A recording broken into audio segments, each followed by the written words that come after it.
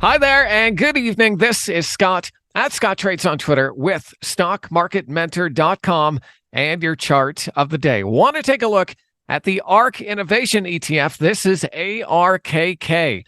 Now, ARKK obviously is the ARK Innovation from Cathie Wood's ARK Invest, and this has just been massive the last week or so as it has had a huge rebound off the lows. If I flip to the weekly chart, you're going to see one of the biggest weekly bullish engulfing candlesticks this chart has seen in a long time. And it did it on higher than average volume after just relentless selling really since the beginning of July. It's been choppy and sloppy since July. Nice bullish engulfing rebound last week. And this week, we seem to be firming up right around the blue line here. That's the 200-day moving average. And so I definitely think we want to keep an eye on ARK Invest for a potential rebound continuation, maybe a retest of the highs from back here at around $45.